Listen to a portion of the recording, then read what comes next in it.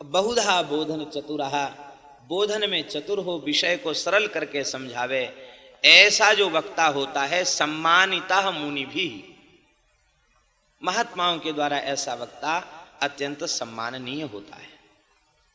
श्रीमद् भागवत के 4 प्रकार के पारायण बताए हैं। एक तो राजस पारायण बताया, सप्ताहम यज्ञवद यत्तु सश्रमम सत्वरम मुदा सेवितम राजसम तत्तु बहुपूजादि शोभितम। सप्ताह क्रम में बड़ी त्वरा दिखानी पड़ती है, बड़ी जल्दी जल्दी कथाओं को कहना पड़ता है, और फिर भी पूरा विषय तो पूरा होता नहीं, बहुत श्रम करने के बाद भी। तो बहुपूजादि शोभितम, और शीघ्रता जिसमें ज्यादा है, कहते वो जो है राजस है, सप्ताह को राजस कहा गया। दूसरा अर्थ ये है कि रजोगुणी जीव ज्यादा समय नहीं निकाल सकते, इसलिए सुखदेव जी ने कृपा करके व्यवस्था बना दी, चलो 7 ही दिन तो सुन ले। अब महीना 2 महीना का समय निकाल के वो कैसे आवे, इसलिए उनके लिए 7 दिन की व्यवस्था बना दी गई। मासिक पारायण को सात्विक पारायण कहा गया, समस्तानंद वर्धनम। और तामसी पारायण क्या है, कहते जिसमें श्रद्धा की प्रधानता न हो, जो आलस्य से परिपूर्ण हो, विस्मृति और स्मृति से युक्त हो, कभी भूल गया, कभी याद आ गया, कभी कुछ कह दिया, कभी कुछ। हमारे वृंदावन के एक महापुरुष कहा करते हैं, कहते आज के पारायण प्रायः तामसी पारायण है। तामसी पारायण इसलिए है कि वो संगीत की ध्वनि में वाद्यों को बजाने लग जाते हैं, और संगीत के वाद्यों की ध्वनि में श्रोता का मन तो उसी में लग जाता है, और इसके बाद वो स्कंद 2 स्कंद तो ऐसी कूद छलांग करके पार कर जाते हैं। तो वो उनकी जो स्मृति की धारा है वो बनी रह जाती, कहाँ तक सुना था, थोड़ी देर कीर्तन कराया, पद गाया, उसी में बहुत सा समय बीत जाता है, और तुरंत आगे की बात वो कह देते हैं। तो स्मृति फिर विस्मृति, विस्मृति फिर स्मृति, इस तरह से युक्त होकर के जो कथा है, आलस्यपूर्ण जो पारायण है, उसको तामसी पारायण कहा गया। और उत्तम पारायण क्या है, बोले उत्तम पारायण है वर्ष मासादिनान्तु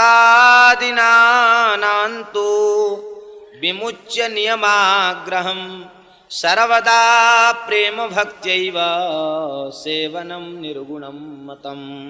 जिसमें आग्रह न हो, न वर्ष का आग्रह हो, न मास का आग्रह हो, सर्वदा श्रवणम, जहां सर्वदा श्रवण में ही चित्त लगा रहे, जहां सदा सर्वदा भगवान के चरित्र में ही हमारा मन लगा रहे, उस श्रवण को निर्गुण पारायण कहा गया। हमारा चित्त इस प्रकार से भगवान के चरित्र में डूब जाए कि हम कथा कहे सुने बिना रह न सकें, यही हमारा प्राण बन जाए, ये है निर्गुण पारायण। निर्गुण माने त्रिगुणातीत। जब त्रिगुण के बंधन से ऊपर उठ जाएगा, त्रिगुणमयी माया से ऊपर उठ जाएगा, तभी भगवान का चरित्र प्राण बनेगा, उसके पहले भगवत चरित्र प्राण नहीं बनेगा। निरंतर भगवान के चरित्र में मन लगा रहे, यही वस्तुतः यही उसका स्वरूप है। श्रीमद् भागवत के 2 प्रकार के वक्ता हैं, कौन कौन, कृष्णार्थीति धनार्थीति श्रोता वक्ता द्विधा मतः, यथा वक्ता तथा श्रोता तत्र सौख्यम विवर्धते। 2 प्रकार के वक्ता और 2 प्रकार के श्रोता, कृष्णार्थी वक्ता और कृष्णार्थी श्रोता, और धनार्थी वक्ता और धनार्थी श्रोता। वक्ता तो है धनार्थी और कृष्णा है श्रोता है कृष्णार्थी। वहां भी आनंद नहीं बढ़ेगा, वहां रसच्युति हो जाएगी, रस नहीं होगा, वह रसच्युति हो जाएगी, रस भंग हो जाएगा। वक्ता धनार्थी है तो वह बार बार घुमा फिरा करके अर्थ की बात कहेगा कि भाई ऐसा करना चाहिए, ऐसा करो, तुम लोग सब खाली हाथ चले आते हो, ऐसा लाया करो, ऐसा करो, तब नहीं तुम लोगों को बड़ा दोष लगेगा यहाँ आने से। तो वो इस तरह की बात कह करके, अब जो बेचारे निष्किंचन महात्मा बैठे हैं, परमहंस हैं, निष्किंचन हैं, जिनका कुछ संग्रह परिग्रह से सर्वथा मुक्त हैं, उन बेचारों को लाभ कैसे मिलेगा? उनको लाभ नहीं मिलेगा। तो कृष्णार्थी श्रोता हो और धनार्थी वक्ता हो तो भी लाभ नहीं मिलेगा, सत्संग का रस प्रकट नहीं होगा। और वक्ता कृष्णार्थी है और श्रोता धनार्थी है तो भी रसच्युति हो जाएगी, तो भी रसभंग हो जाएगा। क्यों? बोले भागवत में तो आदि से अंत तक बार बार निष्कामता का वर्णन किया गया। भागवत के अंत में है नैष्कर्म्य आविष्कृतम, नैष्कर्म्य का आविष्कार किया गया, इसमें बार बार प्रकट किया गया है निष्कामता को। और परिपूर्ण निष्कामता आ जावे तो भगवान की प्राप्ति में उद्यम नहीं करना पड़ेगा, बिना चाहे भगवान मिल जाएंगे। पूरी निष्कामता आवे तो भगवान सामने प्रकट हो जाएंगे। हुआ है, ऐसे महात्माओं के चरित्र हैं, पूर्ण निष्कामता आ गई, भगवान सामने आ गया। तो वक्ता कृष्णार्थी है, पूर्ण निष्काम है, और श्रोता धनार्थी है। तो कृष्णार्थी वक्ता बार बार ज्ञान वैराग्य का पोषण करेगा, बार बार भगवान की भक्ति की बात कहेगा, बार बार ज्ञान वैराग्य का पोषण करेगा। और श्रोता को चाहिए स्त्री पुत्र व्यवसाय आदि में लाभ उसे चाहिए। वो कहेगा अरे भाई महाराज तो बढ़िया कथा सुना रहे हैं, रोज सवेरे से ले छोड़ दो, भजन में लग जाओ, संसार असार है, भोग नाशवान है। अरे भाई क्यों इनको छोड़ना पड़ेगा? छोड़ना तो पड़ेगा ही, छोड़ क्यों नहीं देते हो? एक ही बात रटी है, एक ही बात कह रहे हैं महात्मा लोग। तो क्या महाराज सबको ही घर द्वार छुड़ा के सबको क्या संसार से छुड़ाना चाहते हैं? वस्तुतः बात तो यही है, भगवान के भक्त जो कृष्णार्थी हैं वे सबको ही संसार से मुक्त करके भगवान के चरण कमलों में भेजना चाहते हैं। स्वाभाविक है, आप सरिस सभी चह कीना, जो जैसा होता है वह दूसरे को वैसा ही बनाना चाहता है। तो भगवान के भक्त वे सब जीवों को भगवान का प्रेमी बनाना चाहते, सबको भगवान का भक्त बनाना चाहते। तो वक्ता कृष्णार्थी है और श्रोता धनार्थी है तो भी बात नहीं बनेगी। इसका तात्पर्य है भगवान की कथा का संपूर्ण रस हमें तब मिलेगा जब हम कृष्णार्थी बनकर कहें और कृष्णार्थी बनकर सुने, तब हमें भगवान की कथा का संपूर्ण रस मिलेगा। इसके बिना रस की प्राप्ति नहीं होगी, भगवान की कथा का रस नहीं मिलेगा। ते श्रोता वक्ता समशीला, श्रोता और वक्ता दोनों को समान शील वाला कहा गया। श्रीमद् भागवत के वक्ता ब्रह्मराद और श्रोता विष्णुराद। ब्रह्म और विष्णु शब्द में शब्द ही का तो भेद हो गया। विष्णु माने विस्लरी व्याप्त धातु से विष्णु बनता है, और ब्रह्म जो निरत से बृहत्तम हो से ब्रह्म कहते हैं। तो जो अर्थ ब्रह्म शब्द का है वही अर्थ तो विष्णु शब्द का है। तो जैसा वक्ता वैसे ही श्रोता, इसलिए यह दिव्य रस प्रकट हुआ है। हम सब भागवत प्रत्यक्ष श्री कृष्ण का स्वरूप हैं, इनसे प्रार्थना करते हैं, श्री ठाकुर जी से प्रार्थना करते हैं, सामने विराजमान भगवती गंगा से प्रार्थना करते हैं। हम सब कृष्णार्थी श्रोता वक्ता बन करके भगवान की कथा के रस का आस्वादन करें। भगवान की कृपा से ही यह संभव है। कथा के अंत में भगवान नाम संकीर्तन होना चाहिए और कृष्ण प्राप्तिकरम सस्वत प्रेमानंद फलप्रदम श्रीमद्भागवतम शास्त्रम कलौ कीरेण भाषितम। ये श्री कृष्ण की प्राप्ति का सस्वत साधन है। दो तरह की प्राप्ति है, एक प्राप्ति और एक सस्वत प्राप्ति। भगवान भक्त की आराधना उपासना से प्रसन्न होते हैं, प्रसन्न होकर के दर्शन दिया और दर्शन देकर भगवान अंतर्धान हो गए। ये प्राप्ति तो भई, किंतु सस्वत प्राप्ति नहीं भई। आप लोग कहेंगे सस्वत प्राप्ति क्या है? देखो, सच्ची बात यह है कि भगवान की सस्वत प्राप्ति यह है कि भगवान से भिन्न कोई दूसरी वस्तु नहीं है। यही भगवान की सस्वत प्राप्ति है। भगवान से भिन्न प्रतीति जो है वो सस्वत प्राप्ति नहीं हो सकती। वासुदेव सर्वम, यही प्रतीति, यही अनुभव, यही दर्शन, यही सस्वत प्राप्ति। और श्रीमद् भागवत एक ऐसा अपूर्व दिव्य ग्रंथ है जिसका आश्रय लेने से भगवान सब में दिखाई पड़ने लग जाते। आप सबने बारंबार सुना होगा कि संत श्री नामदेव जी महाराज, ज्ञानेश्वर जी महाराज आदि आदि कई संत श्री गोराई चाचा के यहाँ बैठे थे और मुक्ताबाई ने पूछा कि चाचा जी ये क्या करते हैं। थापी से पूछा कि इसको क्या करते हैं। कहते इससे कच्चे पक्के घड़े की पहचान होती है। तो मुक्ताबाई ने कहा कि काका इनमें से कितने घड़े कच्चे हैं कितने पक्के हैं, आप कृपा करके बता। मैं वो सबके ऊपर प्रहार करने लगे। सब शांत भाव से बैठे थे, कोई कुछ नहीं बोल रहा था। जैसे ही नामदेव जी के मत्थे पे थापी पड़ी नाराज हो गए। वो संत आते हैं तो फूल चढ़ाते हैं, लोग उनको वंदन करते हैं, प्रणाम करते हैं, पूजन करते हैं, और तुम घर पर बुला के वैष्णव का यही सत्कार करना चाहिए। तो उन्होंने मुस्कुरा करके कहा कि बाकी सब घड़े तो पक्के हैं, यही थोड़ा कच्चा रह गया। ये बात सुनकर के बड़ा बुरा लगा उनको। वो सीधे ठाकुर जी के पास गए, विट्ठल भगवान के पास। तो भगवान की बड़ी ममता है नामदेव जी में, बहुत ममता है। देखा नामदेव जी उदास हैं तो ठाकुर जी ने कहा नामदेव क्यों उदास हो। कहा प्रभु गोराई चाचा ने भरी सभा में हमको कच्चा भक्त बता दिया। आप बचपन में ही हमको प्राप्त हो गए, आप हमारे हाथ से दूध पीते हैं, हमारे साथ खेलते हैं, फिर भी हम कच्चे भगत। बोले हाँ अभी तो कच्चे हो। तो संत तो झूठ बोलते नहीं, कच्चे हो अभी। तो महाराज आप पक्का बना दीजिए। ठाकुर जी बोले ये पक्का बनाने का काम तो संतों का है, हमारा काम नहीं है। पक्का तो महात्मा बनाते, संत बनाते पक्का। संतों में पुरानी कहावत है, पक्का हो ना जो चाहे तो किसी पक्के के संग खेल, कच्ची सरसों पेल के खल्ली मिले न तेल। परिपक्व का संग करो तो पक्की बात मिलेगी, कच्चे का संग करोगे तो क्या मिलेगा।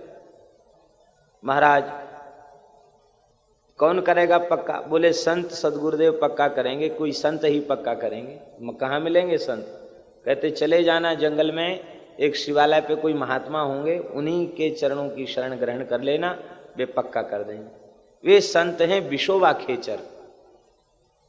वो शिवजी के ऊपर ही अपने पैर रख के सोए हुए थे। अरे कहते ये तो संत नहीं, ये तो पागल है, शंकर जी के ऊपर पैर रखे। नामदेव जी ने कहा उठा ले चरण। किसके ऊपर पैर रखे हैं। कहा भाई मैं तो वृद्ध हूं, जहां शिव तत्व न हो वहां मेरे पैर रख दो। जैसे ही उन्होंने पैर उठा के रखे तो वहां शिवलिंग प्रकट हो गया। अरे ये तो यही महात्मा है, चरणों में गिर गए। तब उन्होंने कहा कि भगवान की देखो पूर्ण ज्ञान और पूर्ण भक्ति यही है, सब में भगवान का अनुभव कर लेना, यही पूर्ण ज्ञान है और यही पूर्ण भक्ति है, सब में भगवान का अनुभव करना। और इसे मानना नहीं है, ये केवल कल्पना के ऊपर आधारित मान्यता हो ऐसी बात नहीं है। सत्य यही है, यही परम सत्य है कि सब में भगवान विराजमान हैं। जड़ चेतन जग जीव जत सकल राममय जान, बंदों सबके पद कमल सदा जोर जुगपान। सब में भगवान विराजमान, यही सच्ची बात है, ये शाश्वत प्राप्ति है। फिर तो नामदेव जी को ऐसी शाश्वत प्राप्ति भई है कि सब में भगवान को देखा उन्होंने। आग लग गई तो भगवान को देखा उन्होंने, बचा हुआ घी गुड़ तेल सब अग्नि में डाल दिया। ठाकुर जी ने की छप्पर छाई। कुत्ते में भगवान को उन्होंने देखा, कहां तक कहें प्रेत में भगवान को देखा उन्होंने। कीर्तन हो रहा था, सबको प्यास लगी थी, डर के मारे कोई चंद्रभागा में जल भरने नहीं जा रहा था, वहां श्मशान था, प्रेतों का उपद्रव था। आप घड़ा लेकर गए, जैसे ही जल भरा प्रेत सामने आ गए तो आपने घड़े तो रख दिए और फेंट से करताल खोल करके नाचने लग गए। आज मेरे आए लंबक नाथ, धरती पांव स्वर्ग लो माथो, जोजन भरी भरी हाथ, शिव सनकादिक पार न पावें, तैसे ही सखा विराजत साथ, नामदेव के प्रभु अंतर्यामी, कीन्हो मोहि सनाथ। आज आपकी इस दिव्य झांकी का दर्शन करके हम सनाथ हो गए। वाह मंगलमय रूप, कोटि कंदर्प दमन वाला रूप तो कितनी बार देखा है, लेकिन ऐसा विचित्र रूप तो आज ही देखने में आया है। वाह धन्य है, हम तो कृतार्थ हो गए। नामदेव जी का दर्शन करके वो प्रेतात्मा तो सब मुक्त हो गए, सब भगवत धाम चले गए। ठाकुर जी प्रकट हो गए। ठाकुर जी बोले कि नामदेव वाह तुम्हारी निष्ठा धन्य है, प्रेत के भीतर भी हमको देखते हो। कहा भगवान एक बात बताइए, आप प्रेत के भीतर नहीं हो क्या? कहा मैं हूं तो। जब आप हैं तो देखना कोई गलत है? ये ठीक ही है। आप हैं और नहीं अनुभव में आना ये गलत है, और आप हैं अनुभव आना यही सच्ची बात, यही सत्य बात है, यही वस्तुतः सच्चा अनुभव है। तो शाश्वत प्राप्ति क्या है? श्रीमद् भागवत शाश्वत प्राप्ति कराने वाला ग्रंथ है। शाश्वत प्राप्ति का मतलब ये है कि प्रेमास्पद श्री कृष्ण का सब में अनुभव होने लग जाना। जित देखो तित श्याममयी है, यही वस्तुतः शाश्वत प्राप्ति है। श्री सूत जी कह रहे हैं श्री कृष्ण की शाश्वत प्राप्ति का साधन है और प्रेमानंद फल को प्रदान करने वाला यह दिव्य ग्रंथ है। इस श्रीमद् भागवत को श्री सुखदेव जी ने कृपा करके प्रकट किया है। हाँ, ये बात अवश्य है कि जब भगवान की प्राप्ति हमारा अभीष्ट न होकर के जगत की किसी वस्तु की प्राप्ति का अभीष्ट होगा, तब तो फल व्यभिचरित हो जाएगा। लेकिन यदि श्री कृष्ण प्राप्ति का संकल्प लेकर के कथा श्रवण की गई है तो निश्चित ही भगवान की प्राप्ति होगी। पूज्य पंडित श्री गया प्रसाद जी महाराज के चरणों में एक बहुत बड़े भागवत के विद्वान ने प्रश्न किया कि महाराज भागवत के महात्म्य में सब जगह लिखा है कृष्ण की शाश्वत प्राप्ति कराने वाला है, हमारी वृद्धावस्था आ गई, हमको शाश्वत प्राप्ति क्यों नहीं भई? शाश्वत प्राप्ति क्या चले, प्राप्ति भी नहीं भई और स्वप्न में भी हमें अनुभव नहीं हो रहा है, क्या कारण है? तो पंडित जी पहले तो चुप हो गए, बाद में जब 2-3 बार यही प्रश्न पूछा गया, उन्हें हाथ जोड़ करके कहा मैं यह प्रश्न को कहाँ समाधान कर सकूं।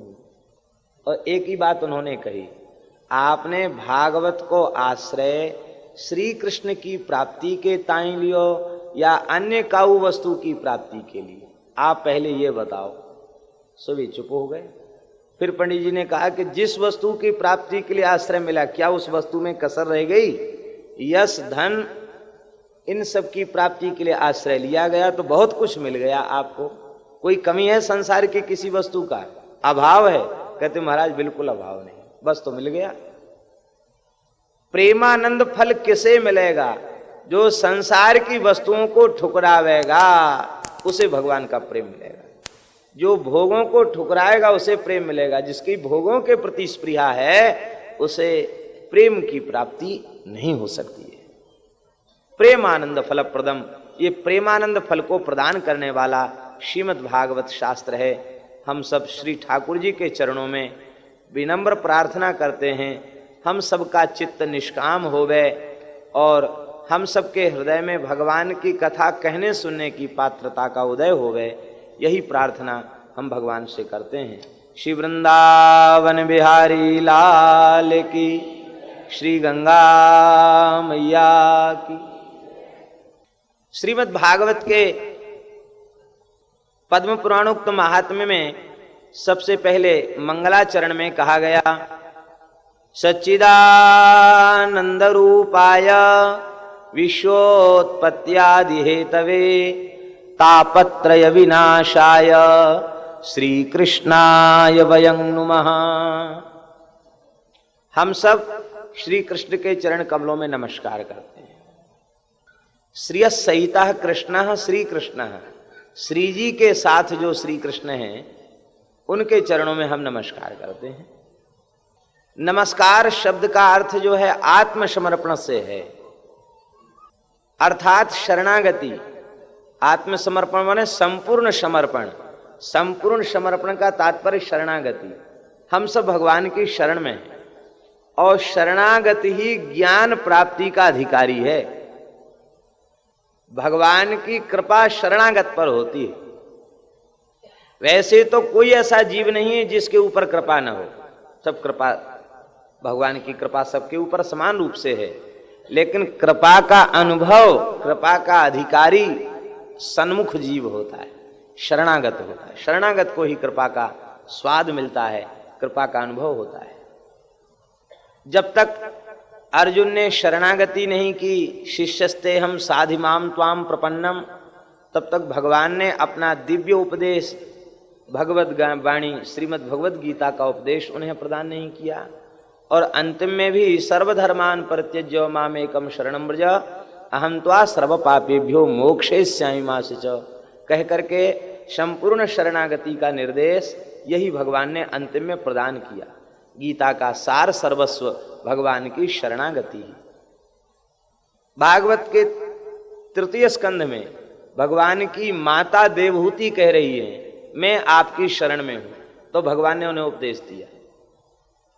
इनकी मैया भी जब तक यह न कहे कि हम शरण में हैं, इनका मित्र भी जब तक ये न कहे कि हम शरण में हैं, कहां तक 10वें स्कंद में तो नंद बाबा ने कहा प्रपन्नम परिमोचय, मैं शरणागत हूं, मेरी रक्षा करो, तब इनको छुड़ाया है। इनका नियम ही है जो शरण शब्द का उच्चारण करे उसके ऊपर कृपा करते। आप लोग कहेंगे ऐसा क्यों? वो भगवान कहते भी हैं, समुद्र को साक्षी देकर भगवान कह रहे हैं सकृदेव प्रपन्नाय तवास्मीति च याचते अभयम सर्वभूतेभ्यो ददाम्येतद् व्रतम मम। एतद मम व्रतम, यह मेरा व्रत है, प्रतिज्ञा है। एक बार आकर कह दे तब अस्मि, मैं तुम्हारा हूं, ऐसा एक बार कह दे तो मैं संपूर्ण प्राणी मात्र से उसे अभय कर देता, निर्भय कर देता। कहे जरूर कि मैं आपका हूं और आपकी शरण में हूं, ये कहे। ऐसा भगवान ने विधान क्यों बना रखा है, ऐसी मर्यादा भगवान ने क्यों बना रखी है? तो आचार्यों ने कहा है संसार तंत्र बाहित्वात् रक्षापेक्षाम अपेक्षते। भगवान को संसार का तंत्र चलाना है, इसके सर्वोच्च नियंता तो भगवान ही हैं, और भगवान को इस तंत्र को चलाना है। तो यदि यह मर्यादा भगवान न रखें कि हमारी शरण में आकर हमारे संबंध को स्वीकार करे, रक्षा की प्रार्थना करे, तब हम रक्षा करेंगे, तब तो भगवान को विमुख जीवों की रक्षा के लिए भी भागना पड़ेगा। तब अपने कर्म का फल कौन भोगेगा? फिर भजन की आवश्यकता नहीं रह जाएगी, फिर शरणागति की आवश्यकता नहीं रह जाएगी।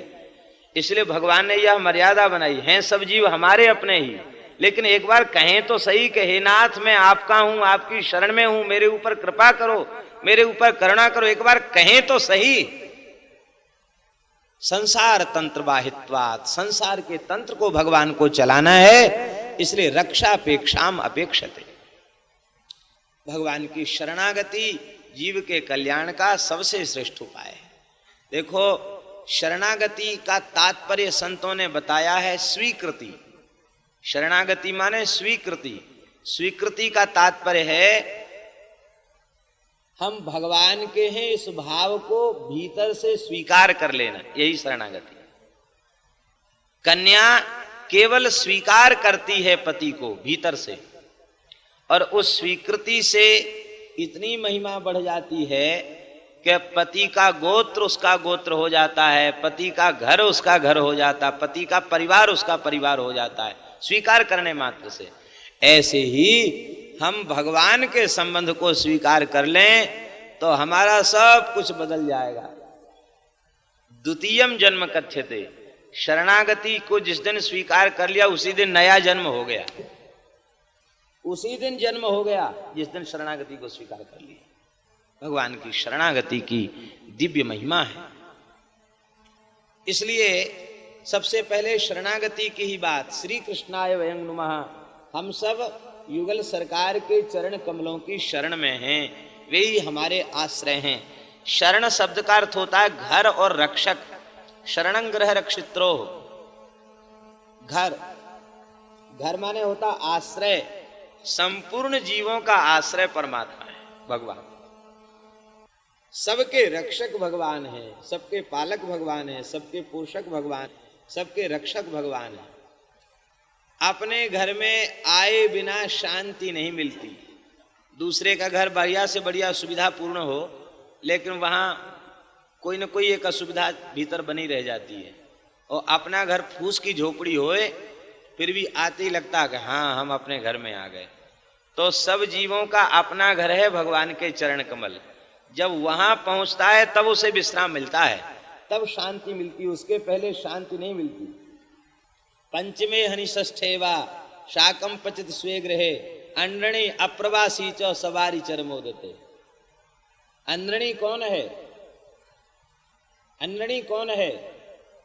भागवत धर्म के अनुसार अंडणी वो है सर्वात्मना यः शरणम शरण्यम गतो मुकुंदम परिहृत्य कर्तृम न देवर्षि भूताप्त नृणाम न किंकरो नायम रणीच राजन सर्वात्मना यः शरणम शरण्यम गतो मुकुंदम परिहृत्य कर्तम।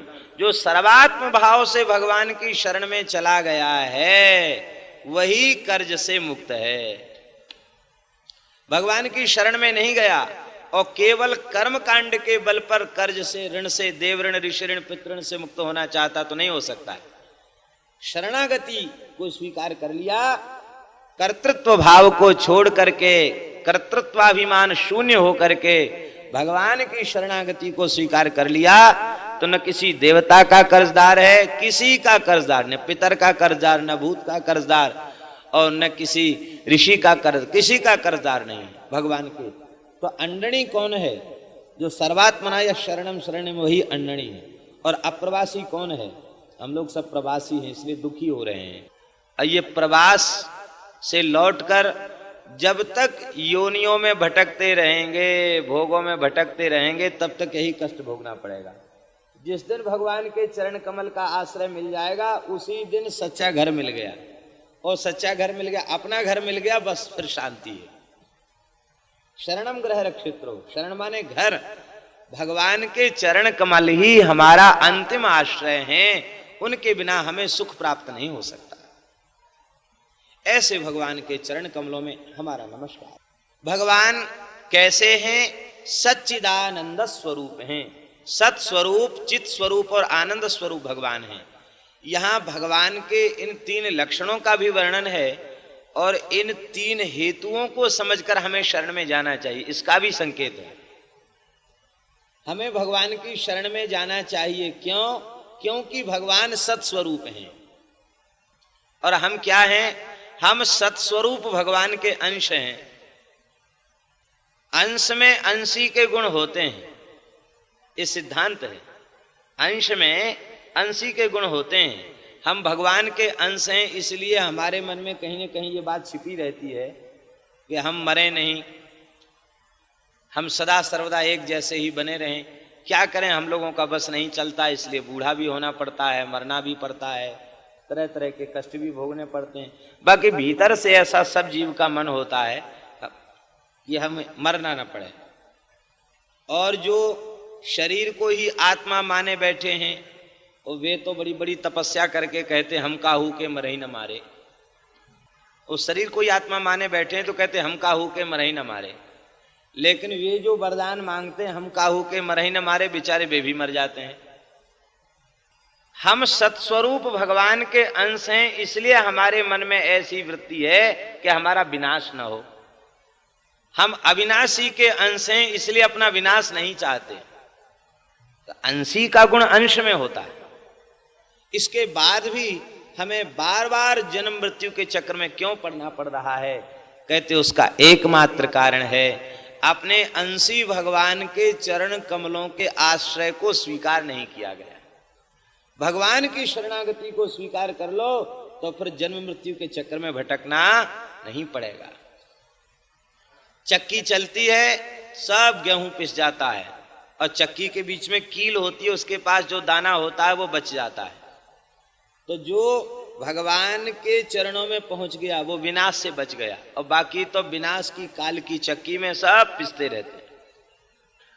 भगवान सत्स्वरूप हैं। हमें भगवान की शरण इसलिए जाना चाहिए क्योंकि भगवान सत्स्वरूप है। दूसरा भगवान का लक्षण है भगवान चित स्वरूप हैं। और चित स्वरूप भगवान के हम अंश हैं, इसलिए कोई जीव जड़ता नहीं चाहता, सब चेतना चाहते हैं। सदा हम चैतन्य बने रहें, हमारे भीतर कभी जड़ता ना आवे, ये सब लोग चाहते हैं क्योंकि हम भगवान के अंश हैं। ये चाह ही प्रमाणित करती है कि तुम संसार के नहीं हो, भगवान के हो। लेकिन आश्चर्य है, हमारी चेतना धीरे धीरे कम होती चली जा रही है। जड़ता बढ़ती चली जा रही है, उसका क्या कारण है? उसका कारण यही है कि जड़ प्रकृति को, जड़ भोगों को ही हमने अपने जीवन का लक्ष्य मान रखा है। और जब तक इन्हीं का संचय संग्रह करते रहेंगे, इनको भोगने की लोलुपता जब तक चित्त में बनी रहेगी, तब तक जड़ता समाप्त नहीं हो सकती, तब तक जड़ता आती ही चली जाएगी। और भगवान परम चेतन है। कैसे चेतन है? अष्टम स्कंध में है, येन चेतयते विश्वम विश्वम चेतयते न यम। सबको चैतन्यता भगवान ने दे रखी है, लेकिन भगवान को चैतन्यता देने वाला कोई तत्व है, ऐसा कोई दूसरा तत्व नहीं है। तमेव भांत मनुभाति सर्वम। उन भगवान के हम अंश हैं, इसलिए हम अपनी चेतना को सदा चाहते हैं, जड़ता नहीं चाहते, लेकिन फिर भी इस जड़ देह को आत्मा मान बैठे हैं, इसलिए हमारे भीतर जड़ता आती चली जा रही है। देहात्म बुद्धि का त्याग कर दें तो चेतना आ जाएगी। और श्री ठाकुर जी की करुणा से हमने देखा है, जो संत भगवान में समर्पित हैं, अंतिम क्षण तक भी उनकी चेतना में कमी नहीं आती। चेतना वही उनके भीतर बनी रहती। क्यों? वो जड़ शरीर से और भोगों से संबंध उनका नहीं, भगवान से संबंध है।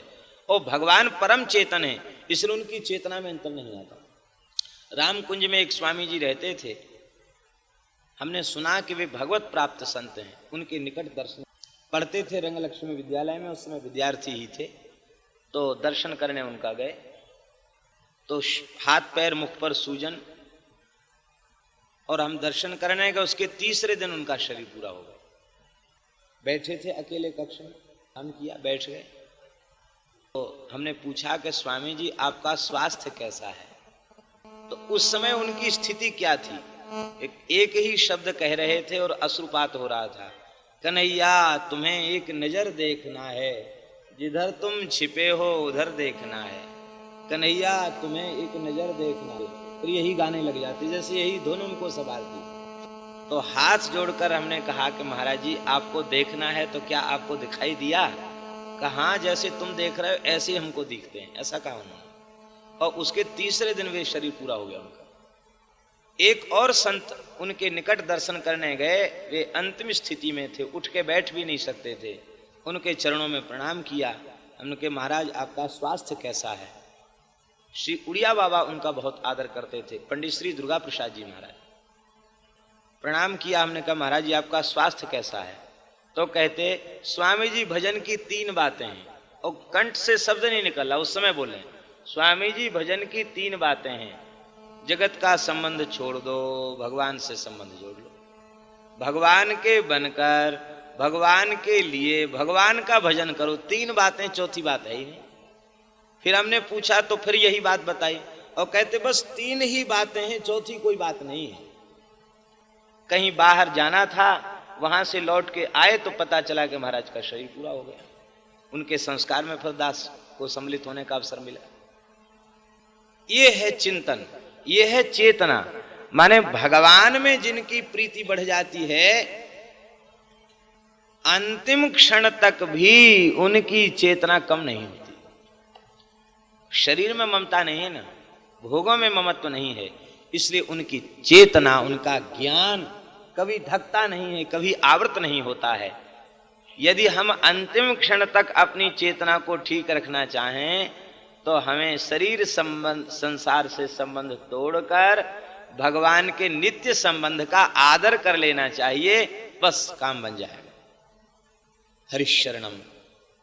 तो भगवान परम चेतन है, हमारी चेतना सुरक्षित रहे, हमारा स्वरूप आवृत न हो जाए, हमारा स्वरूप का बोध हमें बना रहे, इसके लिए हमारा आवश्यक है कि हम भगवान की। तीसरा भगवान का लक्षण है, भगवान आनंद स्वरूप हैं। आनंद, भगवान ही आनंद हैं। आनंदम ब्रह्मणो विद्वान न विभेति कुतश्चन, श्रुति भगवती कह रही है। आनंदम ब्रह्मेति व्यजानात, आनंद ही ब्रह्म है। आनंद नित्य वस्तु है, अखंड वस्तु, नित्य वस्तु आनंद है। भगवान आनंदांग विग्रह हैं, उनका विग्रह आनंदमय, उनका नाम आनंदमय, उनका रूप आनंदमय, उनकी लीला आनंदमयी, उनका धाम आनंदमय, उनके प्राण प्यारे भक्त भी आनंदमय, भगवान आनंदमय। और हम आनंद सिंधु भगवान के अंश हैं, इसलिए प्रत्येक जीव में यह स्वभाव होता है कि वह दुख नहीं चाहता, आनंद ही चाहता। भगवान का अंश होने के कारण वह आनंद चाहता है, लेकिन उस बेचारे को आनंद तो मिलता नहीं, दुख का ही संग्रह करता चला जाता है। क्यों? कहते जहां आनंद है खोजोगे तो मिलेगा, और जहां आनंद है ही नहीं खोजने से कैसे मिल जाएगा? वस्तु हो और उसका अन्वेषण किया जाए तो मिलेगा, वस्तु है ही नहीं और अन्वेषण किया जा रहा तो कहां से मिलेगा? दुखालयम अशाश्वतम, संसार कैसा दुख का घर है और कोई चीज स्थिर रहने वाली नहीं है। ऐसे संसार में आनंद की खोज करो तो कहां से मिलेगा? शरीर और संसार में आनंद नहीं है, आनंद केवल भगवान में है, भगवान के आश्रय में ही आनंद है। भगवान का आश्रय जिन्हें प्राप्त हो जाता है वे इतने तृप्त हो जाते हैं कि संसार की कोई वस्तु उनके पास न हो, सर्वथा अभाव बना रहे संसार की वस्तुओं का, तो भी उन्हें अभाव का अनुभव नहीं होता। ये आनंद की। कितने भक्त ऐसे भाई राका बाका लकड़ी बेचकर निर्वाह कर लेते, अभाव का अनुभव नहीं होता। नामदेव जी ने कहा तमाम बड़े बड़े नास्तिक तुम्हारे राज्य में खूब ठाठ से रह रहे हैं, ये बेचारे दिन भर कीर्तन करते भजन करते, इतने परिश्रम से इनको निर्वाह करना पड़ता, आप कुछ तो कृपा करो, आपको दया नहीं आती है? भगवान ने सोने की मोहर ढेरी सामने लगा दी, आप तो प्रेमावेश में कीर्तन करते हुए चलते थे, पैर में ठोकर लगी, अरे राम राम, सवेरे सवेरे भगवान का दर्शन नहीं हुआ, माया का दर्शन हो गया, धूल से उसको ढक दिया। तब तक उसने कहा महाराज ये धूल के ऊपर धूल क्यों छोड़ रहे हो, इतना श्रम क्यों कर, धूल के ऊपर धूल डालने से क्या लाभ? ये भगवान में प्रीति हो जाएगी तो संसार की किसी वस्तु के प्रति आकर्षण नहीं रह जाएगा। उस आनंद के आगे सब कुछ फीका है, फिर किसी वस्तु को अच्छा वह नहीं मानता है। ऐसे भगवान आनंद रूप हैं और इन भगवान के शरणागति से ही आनंद मिल सकता है, और कोई दूसरा आनंद की प्राप्ति का उपाय नहीं। आनंद है ही स्वयं यही, इनकी प्राप्ति का ही नाम है आनंद। भगवान विश्व की उत्पत्ति, पालन और संहार इनके मूल कारण हैं। उत्पत्ति पालन संहार के भगवान मूल कारण हैं। हम लोग जन्म मृत्यु के चक्र में पड़े हुए हैं, भगवान ने यह चक्र संस्कृति का चला रखा है। भगवान के शरण में जाने से ही इस चक्र से हम मुक्त हो सकते हैं। त्रिविध तापों का आत्यंतिक विनाश करने वाला यह भगवान का आश्रय है। विनाश क्या है? देखिए, ताप की अनुभूति हमें होती है, चित्त को होती है, मन को होती है ताप की अनुभूति, और वस्तुतः ताप कोई वस्तु है नहीं। चित्त मन जिसका अनुकूल भाव में अनुभव करता है उसे सुख कहते हैं, और जिसका प्रतिकूल भाव में अनुभव करता है उसे दुख कहते हैं। ऐसे आपको कोई गाली दे तो आप उसको प्रतिकूलता में ले जाते हैं तो आपको बड़ा दुख लगता है, करे हमको गाली दिया, इतना आप शब्द बोला, लड़ने मरने के लिए तैयार हो जाते हैं। और विवाह के प्रकरण में माताएं, देहातों में सब जगह प्राय परंपराएं हैं, तो विवाह के प्रकरण में माताएं गाली देती हैं, जो वर पक्ष के लोग होते हैं उनको गाली सुनाती हैं, लेकिन उन गालियों को सुनकर किसी को दुख नहीं लगता। पंच कवल करी जेवन लागे, गारी गान सुन अति अनुरागे, तुलसीदास जी महाराज कहते हैं। गाली सुन करके सिर्फ अवधवासी अत्यंत अनुराग में डूब गए। गाली सुन के आनंद होता होगा, ये हमने विवाह की गाली को अनुकूल मान लिया तो उससे आनंद हो गया, और वैसे किसी ने गाली दी तो उसे प्रतिकूल मान लिया तो दुख हो गया। वैसे कोई गाली दे रहा है उसको भी हम ब्याह की ही गाली, मान्यता ही तो है हमारी, हम उसको भी अच्छा ही अनुकूल ही मान लें तो दुख काहे को होगा? दुख नहीं होगा, फिर दुख नहीं होगा। तो अनुकूल और प्रतिकूलता का चिंतन करने वाला चित्त है, मन है। वो मन, शरणागत का मन, शरणागत की वृत्ति कहां तक है? उसका तन मन प्राण संपूर्ण इंद्रियां भगवान में लगी रहती हैं। और जब भगवान में उसका तन मन प्राण इंद्रियां लगी रहती हैं तो संसार की किसी अनुकूलता प्रतिकूलता का अनुभव नहीं होता। यही त्रिविध ताप का विनाश है।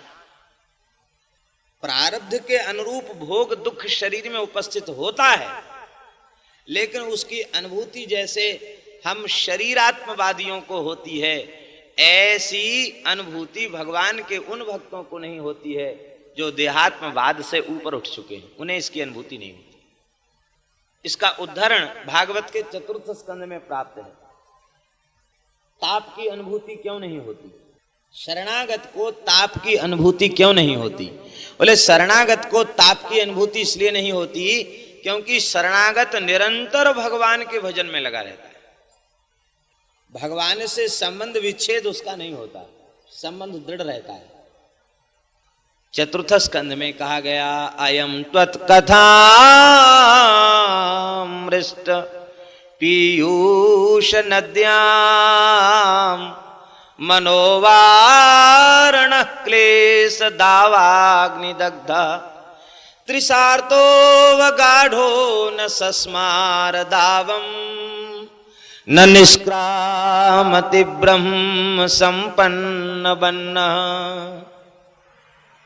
सिद्ध लोग कह रहे हैं कि हे भगवान, हमें संसार के ताप का अनुभव नहीं हो रहा है। क्यों? कहते आपकी कथामृत रूपी जो गंगा जी बह रही हैं, इन कथा मंदाकिनी में गंगा में हमने अपने मन रूपी हाथी को डुबा दिया है। कितना शीतल जल है श्री गंगा जी का।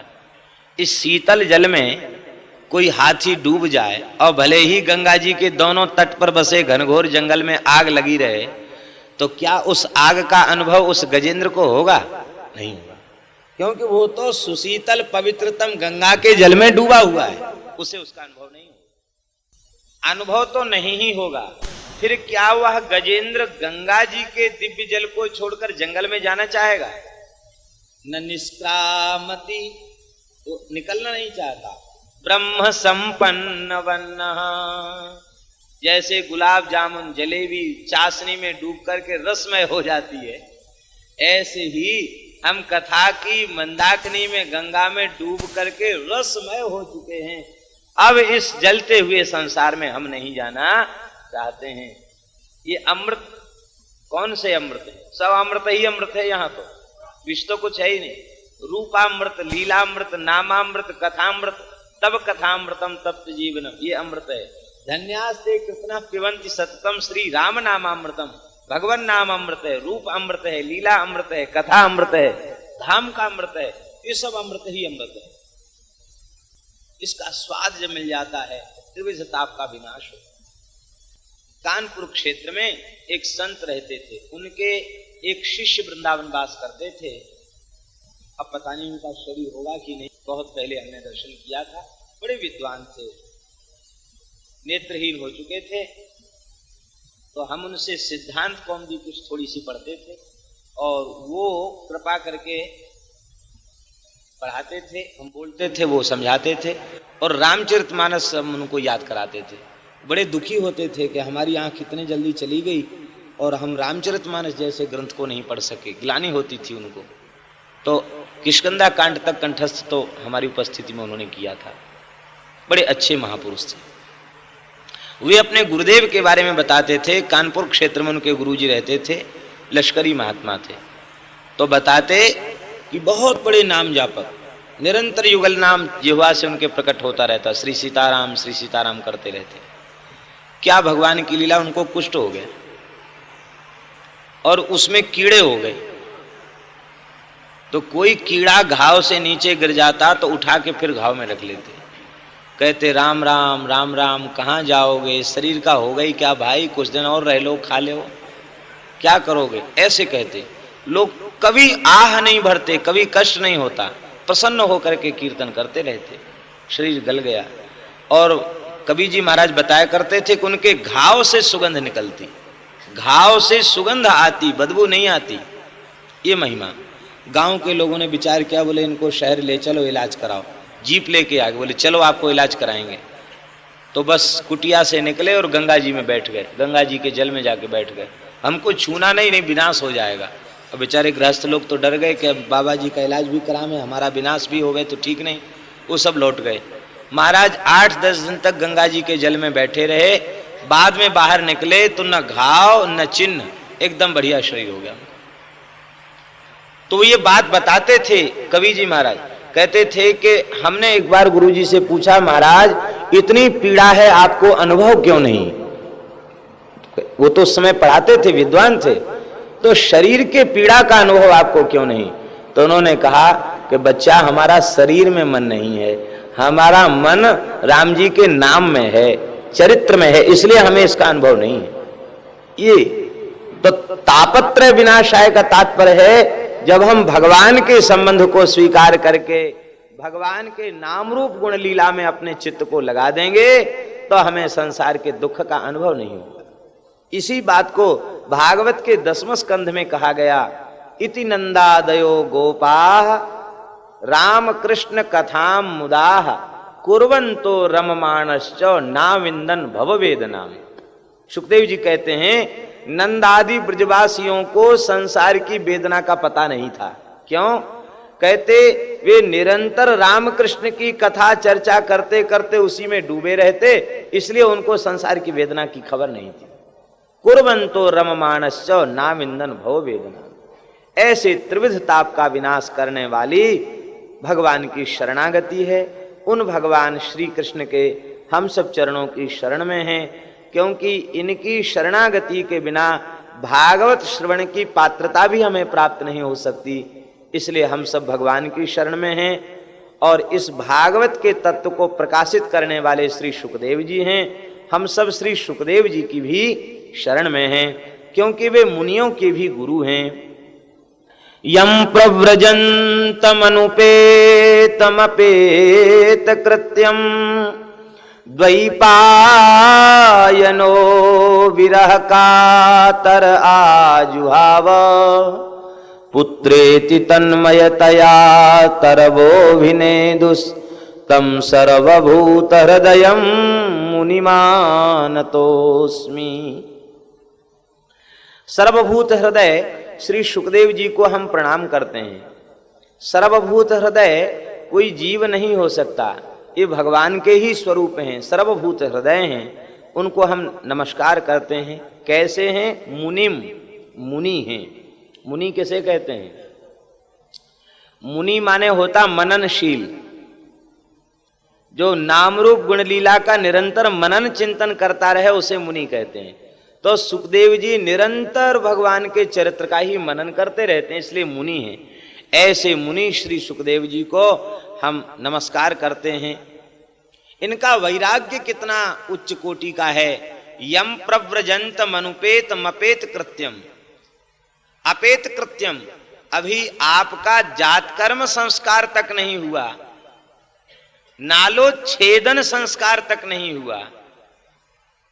लटकते हुए नाल को आड़बंद जैसे महात्मा कमर में लपेटते हैं, ऐसी कमर में लपेट लिया उन्होंने, चल पड़े जंगल की ओर। प्रायः प्रतिकूलता में ग्रह त्याग होता है। संसार का त्याग अनुकूलता में ही कम होता है, प्रतिकूलता में संसार का त्याग अधिक होता है। पूर्व संस्कार जिनके प्रबल हैं उनका अनुकूलता में भी त्याग होता है, लेकिन प्रायः प्रतिकूलता में ही संसार का त्याग होता है। और इसलिए संसार में प्रतिकूलता आना बहुत जरूरी है। इतनी प्रतिकूलता आने के बाद भी वैराग्य नहीं हो रहा है, तो सर्वथा अनुकूलता आ जाए तो क्या कभी किसी का स्वप्न में भी संसार से मन हटेगा? इसलिए दुख आना बहुत जरूरी है। प्रतिकूलता आना भगवान की बड़ी कृपा है। संसार में प्रतिकूलता आनी ही चाहिए। ये प्रतिकूलता भगवान की ओर ले जाने वाली है, इसलिए प्रतिकूलता जीवन में आनी आवश्यक है, आना ही चाहिए। प्रतिकूलता में ही त्याग होता, अनुकूलता में त्याग नहीं होता। लेकिन सुखदेव जी का त्याग संपूर्ण अनुकूलता में है। ये वैराग्य की बहुत ऊंची स्थिति। व्यास जैसे पिता, अज्ञानी पिता नहीं है, अष्टादश पुराणाचार्य भगवान व्यास, महाभारत जैसे दिव्य ग्रंथ के प्रणेता भगवान व्यास पिता हैं, महासती वटिका माता हैं, और जन्म भी किसी गांव नगर में नहीं, कहाँ दिव्य उत्तराखंड के क्षेत्र में, बद्री नारायण के क्षेत्र में, सरस्वती नदी के तट पर व्यास गुफा व्यासाश्रम में उनका जन्म, जहाँ प्रातः काल से लेकर सायंकाल तक वेद मंत्रों का उच्चारण ही चलता है, शास्त्र चर्चा ही होती है, और जहाँ जब तक नियम स्वाध्याय संयम परायण महात्मा ही निवास करते हैं, वहाँ किसी तरह की प्रतिकूलता उन्हें प्राप्त नहीं है। लेकिन भगवान में अनुराग कितना उच्च कोटि का है कि वह संसार भी उनको फंसाने वाला लगा, कहीं कर्म की ओर हम न आसक्त हो जाएं, कहीं दूसरे किसी मार्ग में न भटक जाएं। उन्होंने अपने जन्मदात्री माता की ओर भी नहीं देखा, पिता की ओर भी नहीं देखा। यम प्रव्रजन्तमनुपेतमपेत कृत्यम, सब कुछ त्याग करके जंगल की ओर चल पड़े। व्यास जी विरह से व्यथित होकर के पुकार रहे थे, पुत्रेति पुत्रेति पुत्र इति पुत्र इति, हे पुत्र हे पुत्र कह करके व्याकुल होकर के विरह से व्यथित होकर पुकार रहे थे। इस श्लोक की टीका में श्रीधर स्वामी जी ने तो यहाँ तक कहा है कि केवल व्यास जी ही नहीं पुकार रहे थे, अपितु शुक पिक आदि आश्रम के जितने जीव हैं वे भी कह रहे थे, हे शुक वनुयास्यसि, कहाँ जा रहे हो? क्योंकि सुखदेव के रूप में नंदनंदन ही आए हैं, ये सबके आत्मा ही आए हैं, इसलिए जन्म में दर्शन मात्र से सबकी आसक्ति इनमें होगी। कहाँ जा रहे हो? व्यास जी पीछे पीछे चल रहे थे। क्या पुत्र के संबंध से उनको मोह था इसलिए चल रहे थे? ऐसा कहना अपराध है। जिन व्यास जी की वाणी का श्रवण करने मात्र से समस्त अज्ञानी मोही प्राणियों के मोह की अज्ञान की निवृत्ति होती है, उनमें स्वयं अज्ञान और मोह हो ये तो संभव ही नहीं है। तब क्यों चल रहे थे? इसका एक ही तात्पर्य है, वो ये है कि वैष्णव का अनुराग सत्संग में होता है, और व्यास जी इस बात को जानते हैं कि सुखदेव कोई सामान्य महापुरुष नहीं है, ये तो भगवत कथा रस को प्रकट करने के लिए आए हैं। तो वे चाह रहे थे कि सुखदेव जी प्रकट हों। एक तो 12 वर्ष के बाद जन्म लिया, अब प्रकट हों तो कम से कम हमारे साथ बैठ करके सत्संग मिले, संत के समागम का सुख प्राप्त हो, और समागम का सुख नहीं मिल रहा है, सत्संग से विछोह हो रहा है, इस बात का विरह है, और इस विरह से कातर होकर के वे पुकार रहे हैं, पुत्र के संबंध से विरह नहीं। हमारे व्रज के महान संत अष्टछाप के महाकवि श्री कुंभनदास जी महाराज श्रीनाथ जी के दरबार में पद सेवा कर रहे थे, राग भोग सेवा। आप तानपुरा बजा करके पद गा रहे थे, तब तक किसी ने खबर दिया आपका बेटा मर गया। ठाकुर जी की गैया चराता था, शेर खा गया उसको। इतना सुनते आपके हाथ से तानपुरा गिर गया, मूर्छा आ गई। लोगों ने कहा देखो इतने भक्त हैं फिर भी पुत्र से कितना मोह है इनको। विठलनाथ जी ने कहा ऐसा मत कहो इनके संबंध में, इनकी मूर्छा का कारण हम जानते हैं। विठलनाथ जी ने कहा आप जैसे अनुरागी वैष्णव को कोई सूतक छू नहीं सकता, आप रोज आकर दर्शन करें, रोज ठाकुरी के सामने पद गावें। इतना सुनते ही आप फिर तानपुरा बजा के फिर गाने लग गए। तो पुत्र मर गया इसलिए दुख नहीं था। अब लोग कहेंगे कि बेटा मर गया 10 दिन तक नहीं आओ, कथा में मत आओ, कीर्तन मत करो, तो ये कथा कीर्तन तो हमारा प्राण है, इसके बिना हम कैसे जिएंगे? श्रीमुख का दर्शन किए बिना हम नहीं रह सकते। इस व्याकुलता में उनको मूर्छा आ गई। ये तो व्यास जी महाराज सुखदेव जी की महिमा को जानते हैं, और वे चाहते हैं कि इनके साथ बैठकर हम सत्संग करेंगे, परमहंस संहिता का बोध इन्हें देंगे, और इन्होंने तो बात तक नहीं किया, सीधे चल दिए जंगल में। इसलिए विरह कातर आजुहाव। लेकिन जब वृक्षों में से ध्वनि निकलने लगी, सुकोहम सुकोहम सुकोहम पुत्रेति तन्मयतया तरवः अभिनेदु, वृक्षों ने प्रतिध्वनित तो होकर के कहा सुकोहम सुकोहम सुकोहम। अब तो आप समझ गए कि जिसे मैं केवल पुत्र समझता हूं वह केवल पुत्र नहीं है, वह तो सर्वभूत हृदय है, सब में व्याप्त परमात्मा के तुल्य है। नमस्कार करके श्री व्यास जी चले आए हैं। भागवत के प्रथम स्कंद में वर्णन है। व्यास जी जब पीछे पीछे चल रहे थे तो देवांगनाओं ने देख करके सरोवर में नहा रही थी, उन्होंने सबने कपड़े पहन लिए। व्यास जी खड़े हो गए और उन्होंने कहा, देवियों में अतिशय वृद्ध मुझे देखकर वस्त्र पहन लिए तुमने, और मेरा युवा पुत्र सुखदेव किशोर अवस्था का अति सुंदर, उसको देख के तुम्हें लज्जा नहीं आई। देवांगनाओं ने कहा, भगवान आपके तप में, ज्ञान में किसी प्रकार का हमें कोई संदेह नहीं, आप पवित्रतम अंतःकरण के महापुरुष हैं, लेकिन आपकी दृष्टि में स्त्री पुरुष का तनिक भेद है, लेकिन आपके पुत्र में यह भेद भी नहीं है। स्त्री पुंभिदा न तो सुतस्य विविक्त दृष्टे, स्त्री पुरुष का भेद नहीं, न तो सुतस्य, आपके पुत्र में यह भेद नहीं है। क्यों? विविक्त दृष्टे है, एकमात्र भगवान में उनकी दृष्टि है, श्री कृष्ण में उनकी दृष्टि जमी भई है। ऐसे श्री सुखदेव जी के चरणों में हम सब प्रणाम करते हैं। संभवतः समय अपराह्न में